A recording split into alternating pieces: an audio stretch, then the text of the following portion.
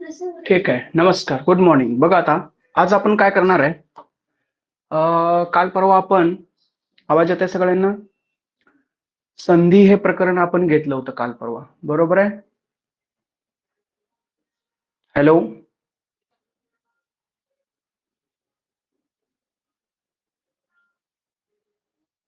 हा,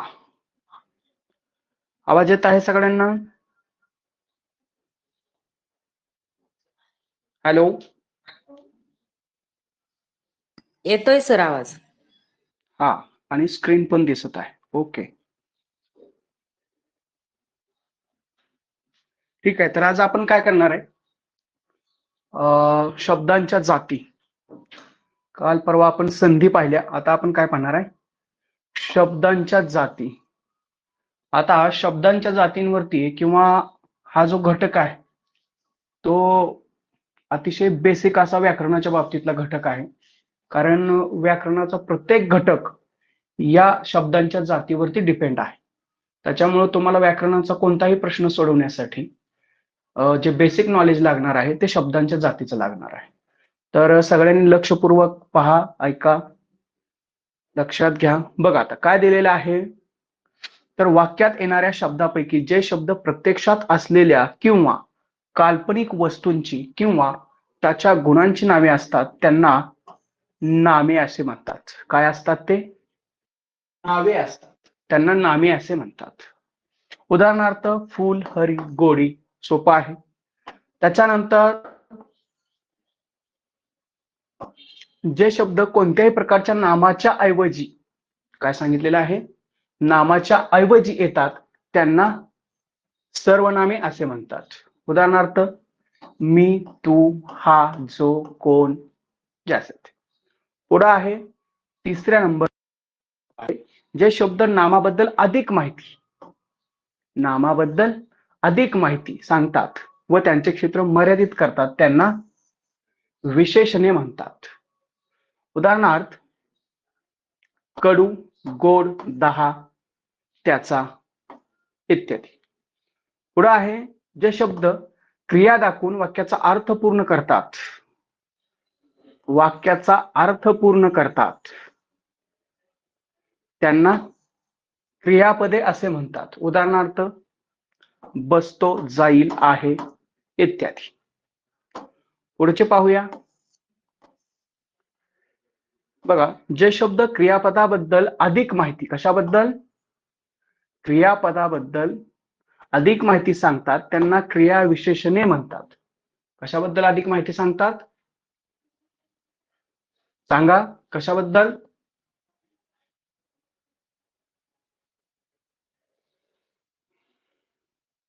हॅलो, क्रियापदाबद्दल अधिक माहिती सांग.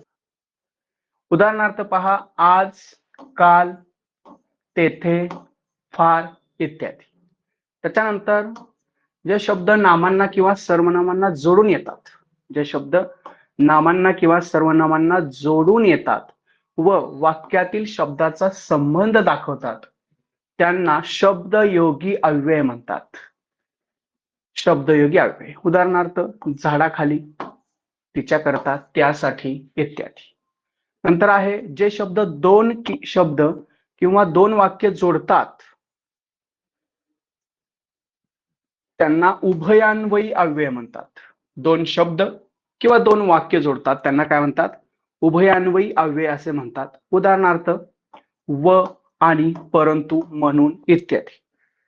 आणि शेवटीच आहे जे शब्द आपल्या मनातील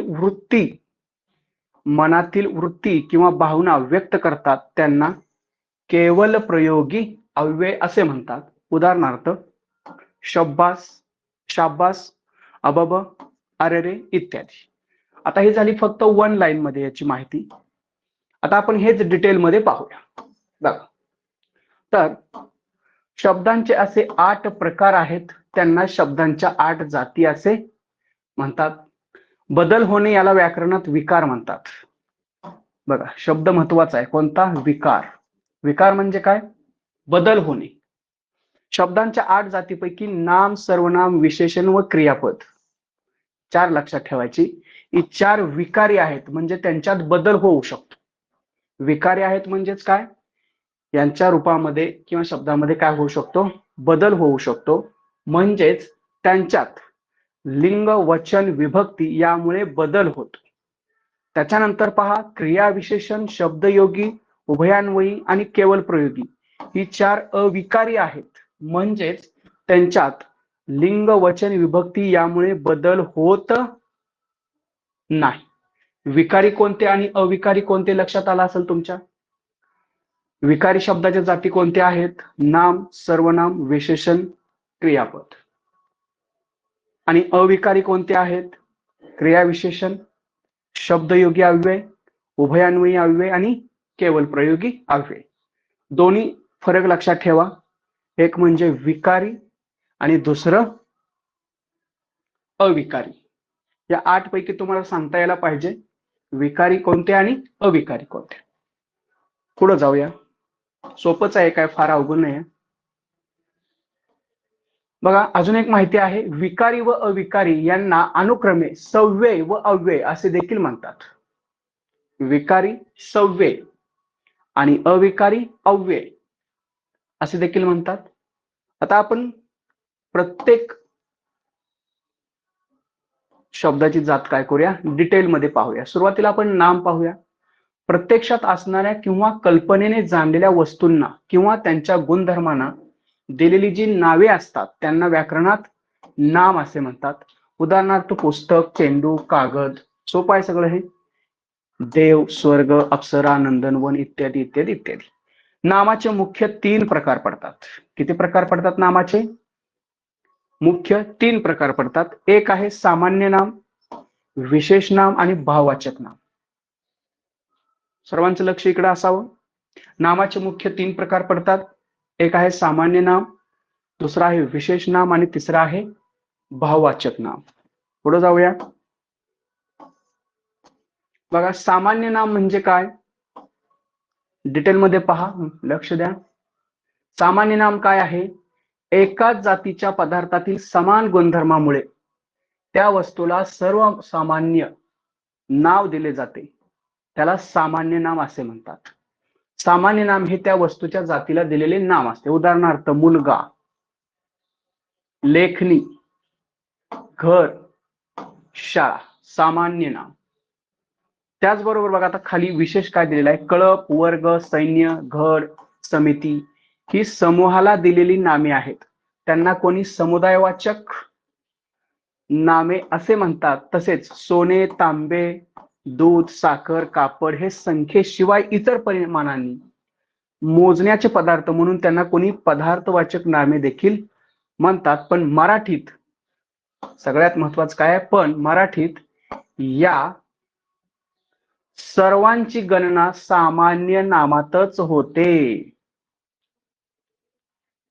कुठल्या कुठल्या, जरी ती समूह असेल, जरी तो पदार्थ असेल, समूह असेल, पदार्थ असेल, सामान्य नामातच त्याची आपण गणना करतोय. त्याच्यानंतर आहे विशेष नाम. बघा, ज्या नामाने जातीचा बोध होत नसून त्या जातीतील एका विशिष्ट व्यक्तीचा, त्यापैकी एक किंवा प्राण्यांचा किंवा वस्तूंचा बोध होतो, त्याला विशेष नाम असे म्हणतात. उदाहरणार्थ रामा, हरी, आशा, हिमालय, गंगा, भारत.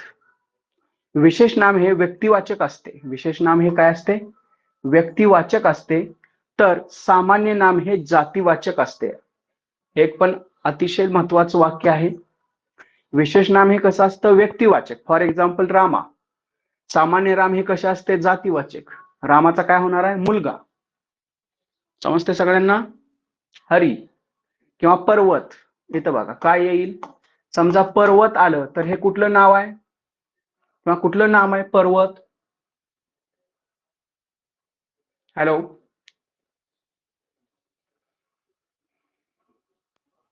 हा सांगा. पर्वत, पर्वत जातीवाचक. जातीवाचक. हा, म्हणजेच ते काय आहे, सामान्य राम आहे. सामान्य नाम आहे. आणि ज्यावेळेस आपण हिमालय म्हणतो त्यावेळेस ते काय असेल, व्यक्तिवाचक आहे, म्हणजेच ते व्यक्ती. विशेष नाम. हा. हे लक्षात घ्या. भारत, समजा आपण देश म्हटलं, देश हे कोणत्या प्रकारचं नाम आहे सांगा? देश इथं लिहिलंय मी, देश. जातीवाचक. हा, म्हणजेच ते काय आहे? सामान्य नाम आहे. आणि भारत हे कशा प्रकारचं आहे? व्यक्तिवाचक किंवा विशिष्ट आहे, म्हणजेच ते विशेष नाम आहे. सगळ्यांच्या लक्षात येत आहे?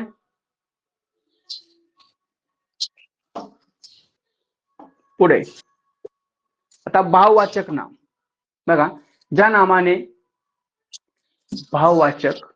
नामाने प्राणी किंवा वस्तू यांच्यामध्ये असलेला गुण, हे शब्द महत्वाचे आहेत, धर्म किंवा भाव, कशाचा बोध होतो? यांचा बोध होतो, त्याला भाववाचक नाम किंवा त्याला दुसरं नाव आहे धर्मवाचक नाम असे देखील म्हणतात. कशाचा उल्लेख व्हायला पाहिजे?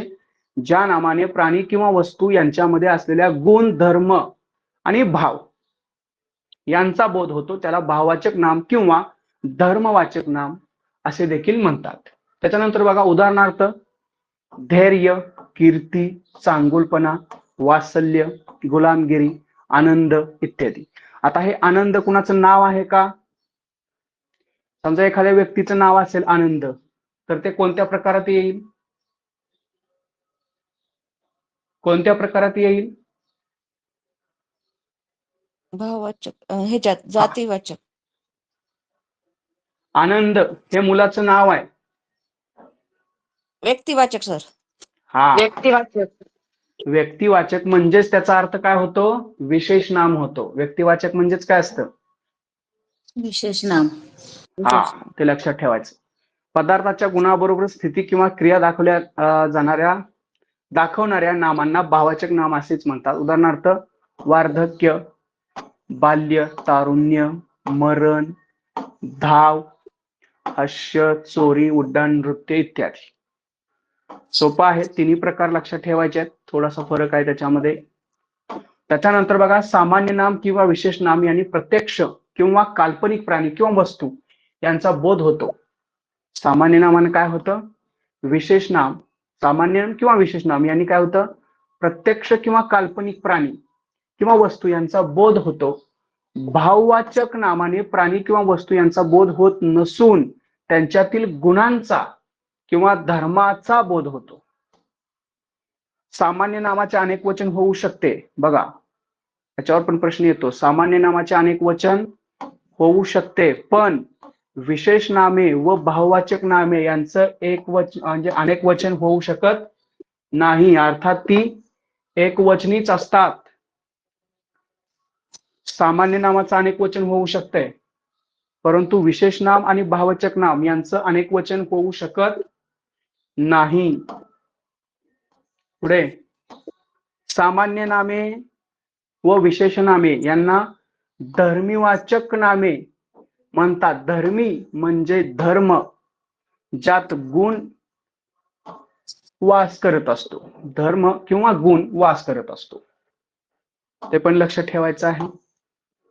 आता बघा, भाववाचक नामे साधण्याचे प्रकार, म्हणजे भाववाचक नाम कसं करायचं?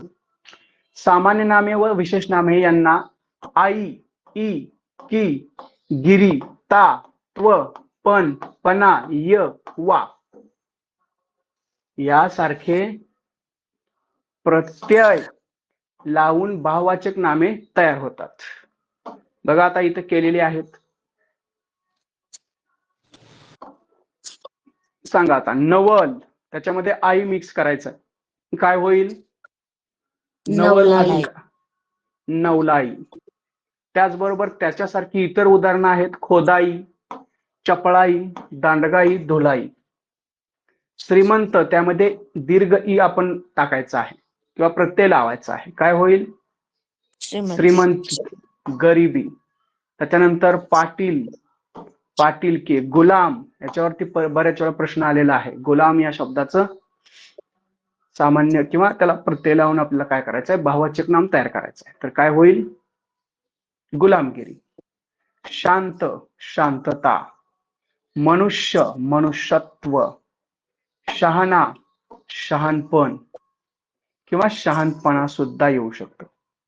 सुंदर, सौंदर्य, गोड, गोडवा. इतर पण नाम आहेत या बाजूला, त्याच्यातून सुद्धा तुम्ही अंडरस्टँडिंग करू शकता. नामाचे कार्य करणारे इतर शब्द, जरा म्यूट करा. नामाचे कार्य करणारे इतर शब्द बघा. आता मूळच्या सर्व नामांचा, सामान्य नामांचा वापर विशेषण म्हणून पुढील वाक्याप्रमाणे करता येतो. मूळच्या सामान्य नामांचा वापर विशेष नाम म्हणून पुढील वाक्याप्रमाणे करता येतो. फॉर एक्झाम्पल बघा, मी आत्ताच नगरहून आलो, किंवा शेजारची तारा यंदा BA झाली. वरील वाक्यात नगर आणि तारा ही मूळची सामान्य नामे आहेत, परंतु ती या वाक्यात मात्र कशी वापरलेली आहेत? कशी वापरलेली आहेत? विशेष नाम. विशेष नाम. शेजारची तारा, तारा एक तारे अनेक तारे आपल्याला माहित आहे, आकाशातील तारे. मग तारेमध्ये सूर्य पण तारा आहे, समजतंय? तर हे काय आहे? सामान्य आहे. जर आपण तारा किंवा अवकाशातील तारा असं म्हटलं तर सामान्य आहे, परंतु पर्टिक्युलर तारा म्हणजे शेजारची तारा म्हणजेच काय झालं? ते विशेष नाम झालं. मूळच्या विशेषण नामांचा वापर सामान्य नाम म्हणून देखील पुढील करता येतो. पाहता काय? तुमचा मुलगा कुंभकर्णच, किंवा आमचे वडील म्हणजे जमदग्नी आहेत, आम्हाला आजच्या विद्यार्थ्यात भीम हवेत. बघा पुढे काय दिलेलं आहे? मूळच्या बहुवाचक नामांचा वापर विशेष नाम म्हणून पुढील वाक्याप्रमाणे करता येतो. म्यूट करा जरा. शांती ही माझ्या बहिणीची मुलगी आहे. म्यूट करा. हॅलो, आवाज येतोय का सगळ्यांना? हो सर. हा बघा, मूळच्या भाववाचक नामांचा, आता शांती असं म्हटलं तर ते काय आहे? भाववाचक नाम आहे, परंतु इथं शांती हे शांतीसाठी वापरलेलं आहे का? नाही. तर बहिणीची मुलगी पर्टिक्युलर केलेलं आहे, म्हणजेच ते काय झालं? विशेष नाम झालं. विश्वास म्हणजे टाकलेला विश्वास, आणि इथं काय केलेलं आहे? एका व्यक्तीचं नाव आहे ते. इथं विश्वास हे काय आहे? व्यक्तीचं नाव आहे. सगळ्यांच्या लक्षात येतंय? तर भाववाचक नामाचा उपयोग इथं कसा केलेला आहे? विशेष नाम म्हणून केलेला आहे. त्याच्यानंतर पुढे जाऊया. मूळची विशेष नामे अनेक वचनी पुढील वाक्यांप्रमाणे वापरता येतात. आमच्या वर्गात 3 बघा पाटील आहेत, या गावात बरेच नारद आहेत, माझ्या आईने 16 सोमवार केले. काय सांगितलंय? मूळची विशेष नामे. आता विशेष नाम हे काय आहे?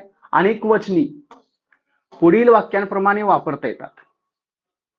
जसं पाटील हा एकच आहे, परंतु इथं मात्र काय आहे? ते अनेक वचन आहे. विशेष नाम असलं तरी इथं त्याचा उपयोग कसा केलेला आहे? अनेक वचन म्हणून केलेला आहे. सगळ्यांच्या लक्षात येतंय ना? आमच्या वर्गात 3 पाटील आहेत, या गावात बरेच नारद आहेत. ठीक आहे. त्याच्यानंतर मूळची विशेषणे नामासारखी पुढील वाक्याप्रमाणे वापरता येतात. फॉर एक्झाम्पल, शहाण्याला शब्दाचा मार, श्रीमंतांना गर्व असतो, जातीच्या सुंदरांना काही शोभते, जगात गरिबांना मान मिळत नाही. आता इथं काय केलेलं आहे? मूळची विशेषणे नामासारखी म्हणजे विशेषण आहे, परंतु त्याचा उपयोग कसा केला आहे? नामासारखा. नामासारखा केला. आता शहाणा म्हणजे हा मुलगा शहाणा आहे, तर याच्यामध्ये विशेषण आहे, परंतु इथं मात्र या शहाणा या शब्दाचा उपयोग काय केलेला आहे? नामासारखा केलाय, म्हणजे शहाण्याला शब्दाचा मार, सुंदरांना तसंच आहे, श्रीमंतांना तेच. सोपं आहे, थोडस लक्षात घ्या. पुढे जाऊया. मूळची अव्यय नामासारखी पुढील वाक्याप्रमाणे वापरता येतात. बघा, मूळची अव्यय, आता इथं हे काय आहेत? अव्यय आहेत, परंतु त्याचा उपयोग काय केलेला आहे? नामासारखा केलेला आहे. आमच्या क्रिकेटपटूंची वाहवा झाली,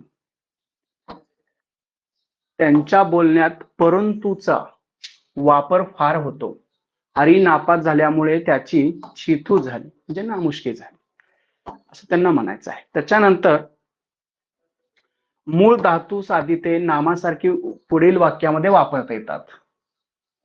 ज्याला कर नाही त्याला डर कसली, किंवा गुरुजींचे वागणे मोठे प्रेमळ होते. वागणे आता बघा, वागणे हे काय आहे? वर्ब असल्यासारखं आपल्याला वाटतंय, म्हणजे धातू साधित असल्यासारखं वाटतंय, परंतु या वाक्यामध्ये ते काय आहे? काय आहे या वाक्यामध्ये? नाम. नाम म्हणून यूज केलेला आहे. ठीक आहे. आणि मूळची धातू साधिते आहेत, ते काय आहेत? धातू साधिते, म्हणजेच मूळ वर्ब ज्याला आपण म्हणतो ते. त्याच्यानंतर पुढं झालं नामाच्या बाबतीत. आता लिंग विचार, त्याच्यामध्ये 1 मार्क याच्या टॉपिक वरती असतो आपल्याला. लिंग, वचन व विभक्ती यामुळे नामाच्या रूपात बदल होतो, त्याला नामांचे विकरण असे म्हणतात. बघा, नामाच्या रूपावरून एखादी वस्तू वास्तविक अगर काल्पनिक पुरुष जातीची आहे की स्त्री जातीची, हे दोन्ही पैकी कोणत्याही जातीची नाही असे ज्यावरून कळते त्याला शब्दाचे लिंग म्हणतात. आता मराठीमध्ये शब्दाचे लिंग 3 आहेत. एक आहे पुल्लिंग, दुसरा आहे स्त्रीलिंग आणि तिसरा आहे नपुंसकलिंग. तर बघा, प्राणीवाचक नामातील पुरुष किंवा नरजातीचा बोध करून देणाऱ्या शब्दाला पुल्लिंगी, पुरुषलिंगी किंवा पुल्लिंगी किंवा पुल्लिंगी असे म्हणतात. उदाहरणार्थ चुलता, शिक्षक, घोडा, चिमणा, मुंगळा इत्यादी. त्याच्यानंतर स्त्री किंवा मादी जातीचा बोध करून देणाऱ्या शब्दांना स्त्रीलिंगी असे म्हणतात. उदाहरणार्थ चुलत्याचं काय होणार? चुलता, त्याचं स्त्रीलिंगी रूप काय होणार? चुलते. चुलते, शिक्षक, शिक्षिका. शिक्षिका, चिमणा, घोडी, चिमणी, मुंगी. मुंगळा, मुंगी. ठीक आहे. आता निर्जीव वस्तुवाचक शब्दांवरून पुरुष किंवा स्त्री कोणत्याच जातीचा बोध होत नसेल तर त्या शब्दांना नपुंसकलिंगी असे म्हणतात. उदाहरणार्थ घर, वरण, पेन आणि तेज.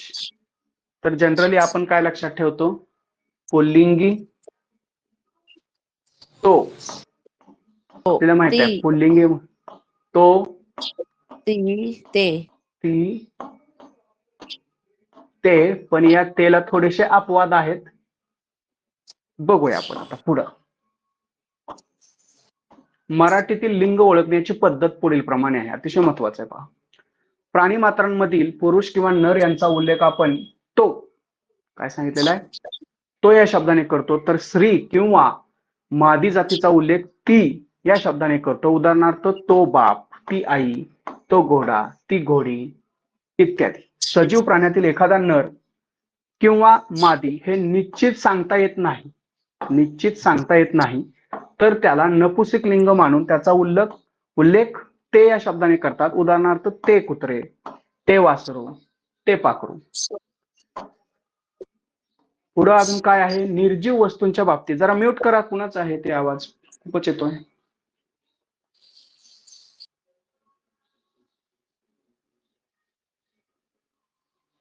हा, म्यूट करा. ठीक आहे. आता बघा, निर्जीव वस्तूंच्या बाबतीत काही वेळेस काल्पनिक पुरुषत्व व स्त्रीत्व लादून त्या वस्तूंच्या मागे तो, ती, ते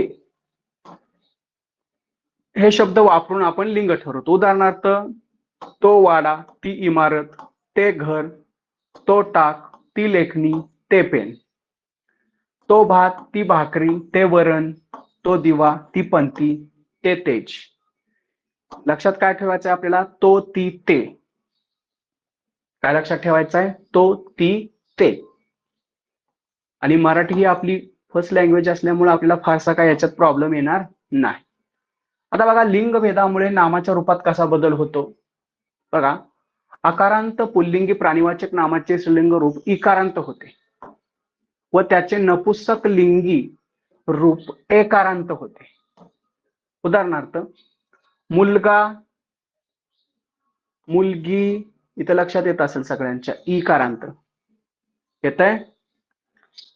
स्त्रीलिंगी रूप कसं झालं? इकारांत. ई आहे का इथं मुलगी मध्ये?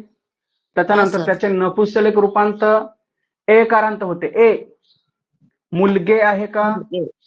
हो. पोरगी, पोरगे, कुत्री, कुत्रे, डी, ए, हे लक्षात ठेवायचं. त्याच्यानंतर काही प्राणीवाचक पुल्लिंगी शब्दास इन प्रत्यय लागून त्याचे स्त्रीलिंगी रूपे होतात. कुठला प्रत्यय लागतो? इन प्रत्यय. जसं सुतारीन, कुंभारीन, माळीन, पाटलीन, वाघीन, तेली. त्याच्यानंतर काही प्राणीवाचक आकारांत पुल्लिंगी नामाची स्त्रीलिंगी रूपे इकारांत होतात. कशात होतात? इकारांत.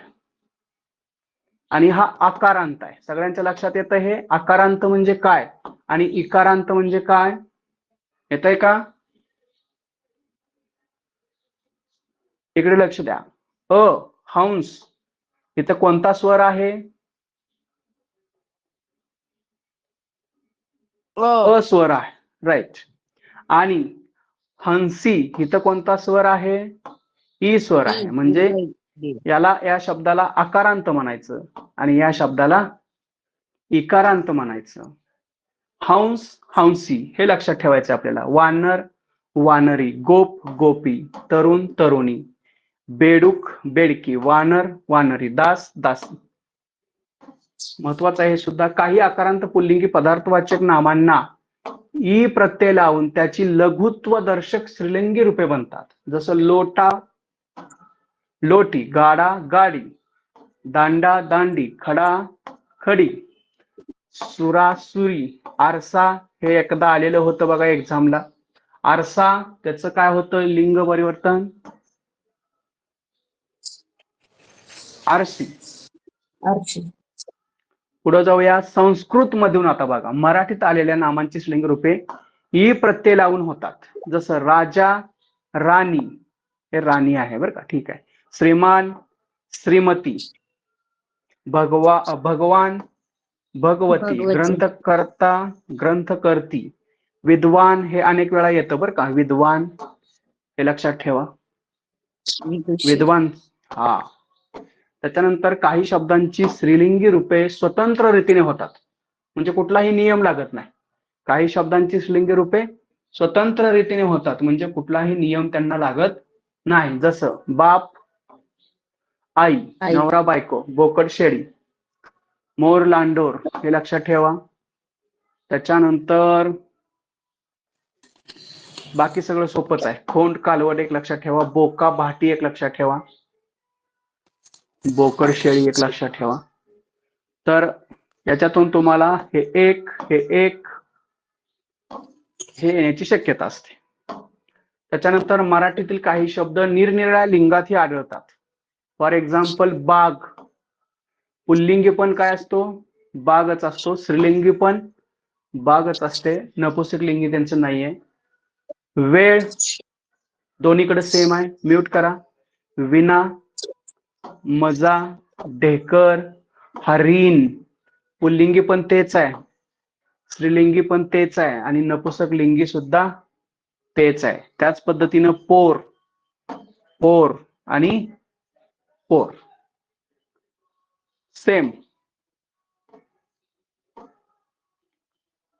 सेमच आहे. ठीक आहे. त्याच्यानंतर परभाषेतून आलेल्या शब्दाचे लिंग त्याच अर्थाच्या मराठी शब्दाच्या लिंगावरून ठरवतात. जसं बूट म्हणजे आपल्याकडे काय म्हणतात बुटाला? जोडा, पुल्लिंगी आहे ते. क्लास, वर्ग, पुल्लिंगी आहे. कंपनी, मंडळी, स्त्रीलिंगी आहे. पेन्सिल, लेखनी, स्त्रीलिंगी आहे. बुक, पुस्तक, नपुंसकलिंगी आहे. एकदा आलेलं होतं हे एक्झामला, कुठल्या तरी एक्झामला आलेलं होतं हे. ट्रंक, पेटी, स्त्रीलिंगी आहे. ठीक आहे. साखर भात, सामासिक शब्दाचे लिंग हे शेवटच्या शब्दावरून ठरवायचं बरं का. अतिशय महत्वाचा नियम आहे. काय? सामासिक शब्दाचे लिंग हे शेवटच्या शब्दावरून ठरवायचं आहे. जसं साखर, भात, पुल्लिंगी. पाला, पुल्लिंगी म्हणजे भाजीपाला. मीठ, भाकरी, स्त्रीलिंगी. फक्त मीठ असतं तर काय असतं? बाहू, बहीण. फक्त बाहू असतं तर काय असतं? तो भाऊ, पुल्लिंगी. परंतु आता बहीण आलंय म्हणजे काय झालं ते? स्त्रीलिंगी झालं. गायरान, नपुंसकलिंगी आहे. देवघर, नपुंसकलिंगी आहे. पुढे जाऊया. गरुड, टोळ, पोपट, मासा, सुरवंट हे शब्द पुल्लिंगी व स्त्रीलिंगी असूनही त्याचा उल्लेख पुल्लिंगीच करतात. कोणकोणते शब्द पुल्लिंगी आहेत पहा. तर ऊ, घार, घूस, जळू, पिसू, मैना, सुसर हे शब्द देखील पुल्लिंगी व स्त्रीलिंगी असूनही त्याचा उल्लेख केवळ स्त्रीलिंगीच करतात. हे पण नोट डाऊन करून ठेवा तुमच्याकडे. म्यूट करा. त्याच्यानंतर पहा आता वचन विचार. एक वचन, अनेक वचन. संख्या सुचवण्याचा जो एक धर्म आहे त्याला वचन असे म्हणतात. मराठीत 2 वचने आहेत, एक वचन, अनेक वचन. वचनामुळे नामाच्या रूपात होणारा बदल आहे. आता बघा, पुल्लिंगी नामाची अनेक वचने कशी केली जातात. आपल्या सगळ्यांना माहित आहे, अकारांत माहित आहे, आकारांत माहित आहे, इकारांत माहित आहे ना.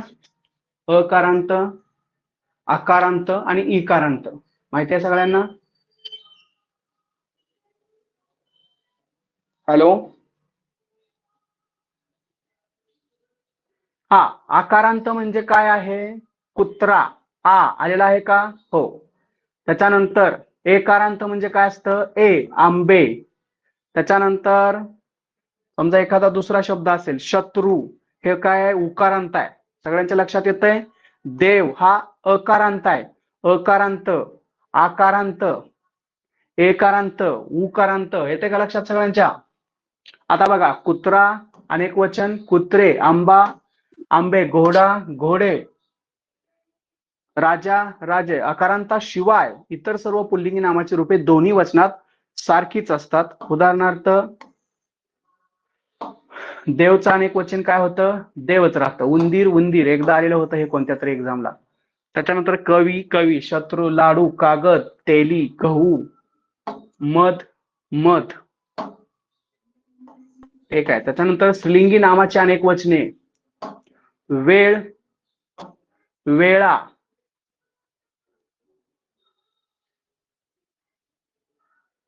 केळ, हे लक्षात ठेवा स्पेशली.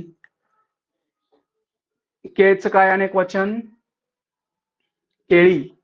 विहीर, याच्यातील वेलांटी लक्षात ठेवा. विहीरची दुसरी वेलांटी आहे ती अनेक वचनात गेल्यानंतर पहिली झाली आहे. म्हैस, म्हशी, सुनसुना येते आपल्या सगळ्यांना. चला, हे लक्षात ठेवा फक्त. विहीर हे अचूक शब्द लिहा, यासाठी सुद्धा विचारलेलं आहे. विहीर, बर का, विहिरी. त्याच्यानंतर ई आल्यास उच्चारात अ किंवा य चा लोप होतो. जसं गाई, गाईचं काय होतं, गाय, गाई आणि गाई. त्याच्यानंतर सोय, सोयी, त्याचा होतो शुद्ध सोयी. आकारांत स्त्रीलिंगी तत्सम नामाचे अनेक वचन एक वचनासारखेच राहते. जसं भाषा, भाषाचं अनेक वचन काय, पूजा, पूजा, सभा, सभा, विद्या, विद्या, आज्ञा, आज्ञा, दिशा, दिशा. मागच्या वेळेस आलं होतं हे दिशा. एक दिशा असते तर अनेक काय असतात, तर अनेक सुद्धा दिशाच असतात. ठीक आहे. त्याच्यानंतर नदी, याच्यावर पण येतो बरं का. अपवाद हे लक्षात ठेवा. दास, दासी, दृष्टी इत्यादी. आता बघा, नदी, नद्या, बी, बिया, हे तर काय येत आहे तुम्हाला. त्याच्यानंतर अकारांत, उकारांत आलं बघा. आता उकारांत आलं, शब्द आला. उकारांत स्त्रीलिंगी नामाचे अनेक वचन वाकारांत होते. जसं सासू, सासवा. मागच्या वेळेस आलं होतं जळू, जळवा, जाऊ, जावा. व्यवस्थित पहा. उ, उवा, पिसू, पेसवा. हे सगळ्यांचं पाठच पाहिजे एवढं तरी. त्याच्यानंतर पुढे जाऊया. एकारांत बघा, एकारांत आणि एकारांत स्त्रीलिंगी शब्दाचे रूपे आ आणि या कारांत होतात. जसं पै, पैचं काय होतंय, पया.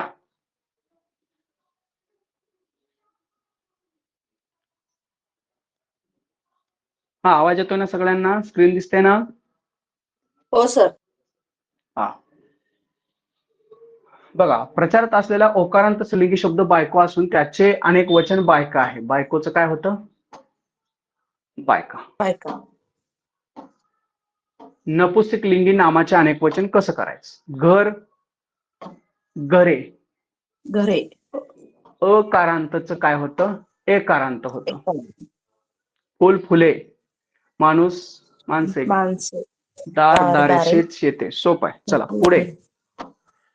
इकारांत नपुंसकलिंगी नामाचे अनेकवचन एकारांत होते व विकल्पाने य हा आदेश होतो.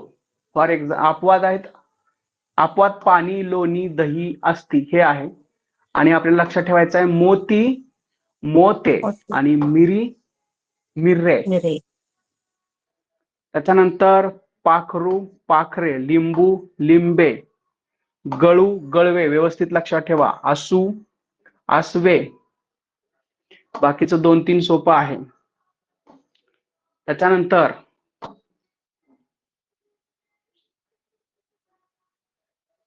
केळे, केळी, गाणी, गाणे, गाणी. हे काय सोपंच आहे. फक्त इथलं एकच लक्षात ठेवायचं, अकारांत नपुंसक नामाचे अनेकवचन इकारांत होते. अपवाद लक्षात ठेवा, सोने, रुपे, चांदी, शिशे.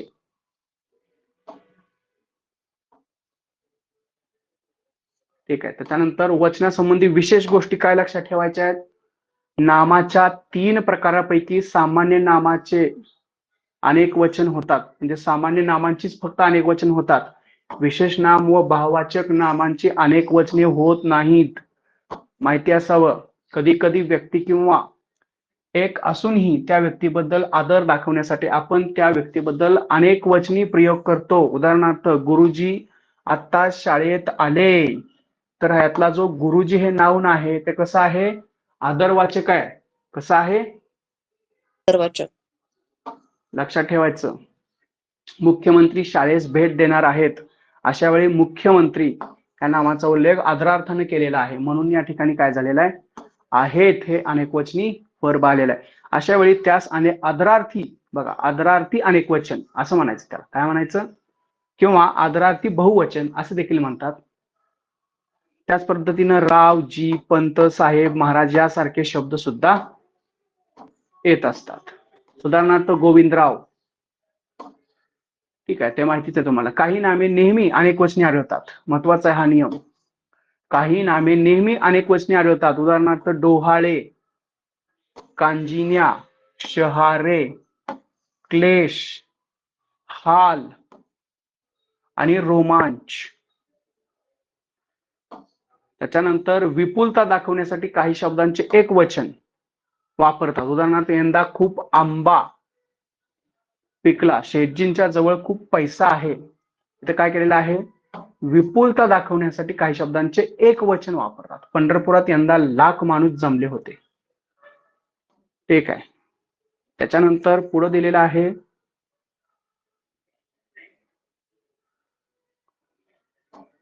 बघा, जोडपे, त्रिकूट, आठवडा, पंचक, डझन, शत, सहस्र, लक्ष, कोटी या शब्दांमधून अनेकत्वाचा काय होतोय? बोध होतो. तरीही तेवढ्या संख्येचा एक गट आहे तो शेवटी. काय आहे तो?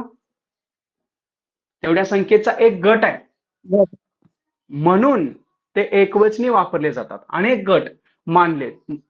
परंतु जर असे अनेक गट असतील तर मात्र ते अनेक वचनी वापरतात. तसेच ढीग, रास, समिती, मंडळ, सैन्य वगैरे शब्दातील समूह हा एकच मानला जातो. त्यामुळे ती एक वचनी ठरतात. मात्र समूह अनेक वचनी असले तर ते अनेक वचनी ठरतात, अनेक असतील तर. त्याचबरोबर अधिक सलगी किंवा जवळीक दाखवायचे असेल तेव्हा मोठ्या व्यक्तीबाबत एक वचन वापरण्यात येते. उदाहरणार्थ, दादा शाळेतून आला. वहिनी उद्या येणार आहे. बाबा गावाला गेला. ठीक आहे. त्याच्यानंतर विभक्ती विचार. इथून आपल्याला 1 मार्क 100% येणार आहे. सगळ्यांच्या लक्षात येतं हे? विभक्तीवरती 1 मार्क येणारच आहे. वाक्यातील शब्दांच्या किंवा त्यातील मुख्य शब्दांशी म्हणजे क्रियापदाशी किंवा इतर शब्दांशी काही ना काही संबंध असतो. या संबंधाला व्याकरणात कारक म्हणतात. वाक्यातील शब्दांचा संबंध दाखवण्यासाठी नाम किंवा सर्वनाम यांच्या स्वरूपात जो बदल होतो किंवा विकार होतो त्याला व्याकरणात विभक्ती असे म्हणतात. व्याकरणात त्याला काय म्हणतात? विभक्ती. फॉर एक्झाम्पल आता पाहूया आपण इथं नामे सर्वनामी यांच्या वाक्यातील क्रियापदाशी व्याख्या लक्षात ठेवा. नामे सर्वनामी यांच्या वाक्यातील क्रियापदाशी किंवा इतर शब्दांशी येणारे संबंध ज्या विकारांनी दाखवले जातात त्या विकारांना विभक्ती म्हणतात. नामाचे किंवा सर्वनामाचे विभक्तीचे रूप तयार करण्यासाठी त्याला जी अक्षरे जोडतात त्यास प्रत्यय म्हणतात. विभक्ती प्रत्यय लावण्यापूर्वी नामाच्या किंवा सर्वनामाच्या स्वरूपात बघा नामाच्या किंवा सर्वनामाच्या स्वरूपात जो बदल होतो त्याला सामान्य रूप म्हणतात. याच्यावर पण प्रश्न येतो बरं का. विभक्ती प्रत्यय लावण्यापूर्वी नामाच्या किंवा सर्वनामाच्या स्वरूपात जो बदल होतो त्याला सामान्य रूप म्हणतात. आता सामान्य रूप अगोदर पाहू आपण काय आहे ते. विभक्ती प्रत्यय लावण्यापूर्वी नामाच्या किंवा सर्वनामाच्या स्वरूपात जो बदल होतो त्याला सामान्य रूप म्हणतात. हा बदल पदाच्या शेवटच्या अक्षरातील स्वरात होतो. कुठं होतो हा बदल? पदाच्या शेवटच्या अक्षरातील स्वरात होतो. उदाहरणार्थ बाळ, त्याचं सामान्य रूप काय झालं? बाळचं सामान्य रूप बाळाला. घोडा, सामान्य रूप त्याचं काय झालं? घोड्याचा. तळे, तळ्यात. पाणी, पाण्यात. फडके, फडक्यांचा इत्यादी.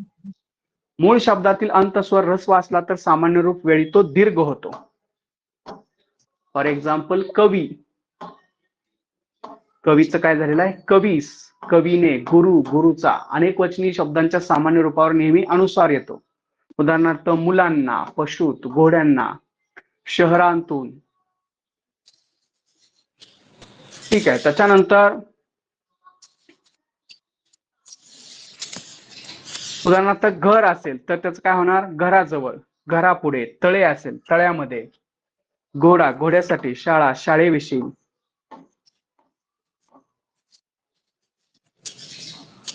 फॉर एक्झाम्पल खांब असेल तर त्याचं सामान्य रूप काय होणार? खांब. निर्णय, निर्णयास. काळ, काळाने. वर्ग, वर्गात.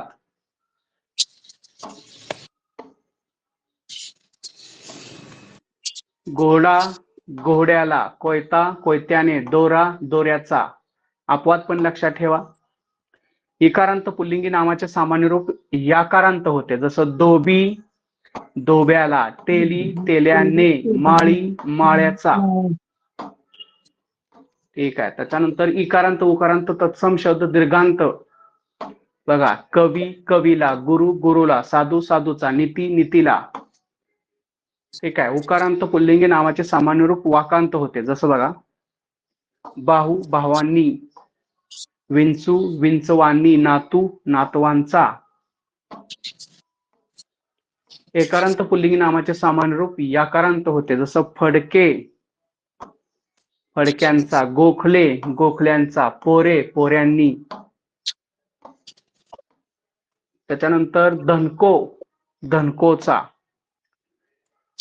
त्याच्यानंतर स्त्रीलिंगी सामान्य नाम बघा आता काय होतंय तर वीट, विटेचा, विटांचा होऊ शकतं. जीभ, जिभेला. जिभांनी. नियमापेक्षा डायरेक्ट जिथं जास्त नियम असतात त्या नियमांपेक्षा आपण काय करायचं? उदाहरणार्थ लक्षात ठेवायचे. म्हणजे नियम लक्षात ठेवण्याची आवश्यकता राहत नाही. बघा वीट, विटेचा. आणि हे सोपंच आहे. आपण भिंती, भिंतीला. विहीर, विहिरीत. इथं सुद्धा पहिली वेलांटी, दुसरी वेलांटी, दुसरी वेलांटी, पहिली वेलांटी. ते पण लक्षात ठेवा. आकारांत स्त्रीलिंगी नामाचे सामान्य रूप एकारांत होते. जसं शाळा, शाळेत. भाषा, भाषेचे. भक्ती, भक्तीने. नदी, नदीचा, नद्यांचा. बियांचा. पेटी, पेटी. दासी, दासीला. त्याच्यानंतर काकू, काकूला. वधू, वधूचा. बायको, बायकोला. बायकांना. नपुसक नामाचे सामान्य रूप पाहता. अकारांत नपुसक नामाचे सामान्य रूप अकारांत होते. जसं मूल, मुलाने. पान, पानाचा. दुकान, दुकानात. फूल, फुलात. पाणी, पाण्यात. मोती, मोत्याचा. लोणी, लोण्याचा. लिंबू, लिंबाचे. कुंकू, कुंकवाचा. त्याच्यानंतर बघा खोके, खोक्यात. नाणे, नाण्यात. ठीक आहे. सामान्य रूप कधी होत नाही हे पहा आता अपवाद कधी कधी आहेत, सामान्य रूप कधी होत नाही. एक अक्षरी शब्दाचे सामान्य रूप होत नाही, पाठ करून ठेवायचं. उदाहरणार्थ न ब ला मारले, तर एक अक्षरी जे शब्द आहेत त्याचं सामान्य रूप होत नाही. न ब ला मारले. परकीय भाषेतील शब्दांचे सामान्य रूप कधी कधी होत नसते. उदाहरणार्थ नाटक, अद्याप लोकांना आवडतात. नाटके, ठीक आहे, नाटकेच दिलेले डायरेक्ट. ग्राम किंवा देशवाचक विशेषनामांचे सामान्य रूप कधी कधी होत नाही. मी बनारसला शिक्षणासाठी गेलो होतो. ही वस्तू मी इंग्लंडहून आणली.